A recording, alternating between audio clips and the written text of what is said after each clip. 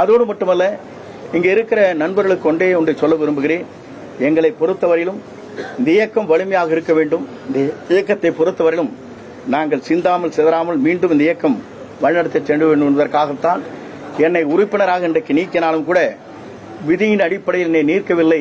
அதற்காக அடுத்த கட்ட நடவடிக்கை என்ன என்பதை விரைவில் உங்களுக்கு அறிவிப்பேன் என்பதை நான் தெரிவித்துக் கொள்கிறேன். தொடர்ந்து நான் இந்த கட்சியிலே இயங்க வேண்டும் என்பதுதான் என்னுடைய நோக்கம். அதற்கு பிறகு நீக்கியதற்கு என்ன காரணம், விதிகள் இருக்கிறதா என்பதை ஆய்ந்து அதற்கான முடிவுகளை வழக்கறிஞர்களோடு கலந்து பேசி முடிவுகளை நான் மேற்கொள்ள இருக்கிறேன் என்பதை நான் தெரிவித்துக் கொள்கிறேன். இதோடு இந்த நிலையிலே என்னுடைய கருத்துக்கள் இங்கே பரிமாறப்பட்டிருக்கிறது. என்னை பொறுத்தவரையிலும் துரோகம் என்று சொன்னாலே அதற்கு நோபல் பரிசு கொடுக்க வேண்டிய அவர்தான் என்பதை நான் இந்த நேரத்திலே வலியுறுத்தி விரும்புகிறேன். ஏனென்று சொன்னால் அவர் அடிக்கடி சொல்வார், திமுக பற்றி பொய் சொல்வதே நோபல் பரிசு கொடுக்கலாம் என்று சொல்வார். எல்லோரையும் துரோகம் செய்கின்ற நோபல் பரிசு யாருக்கு கொடுக்க வேண்டும் சொன்னால் மாண்பு எடப்பாடி பழனிசாமிக்கு தான் கொடுக்க முடியுமே தவிர யாருக்கும் கொடுக்க இயலாது தமிழ்நாட்டை பொறுத்தவரை என்பதை நான் இந்த நேரத்திலே வலியுறுத்தி என் உரையை நிறைவு செய்கிறேன்.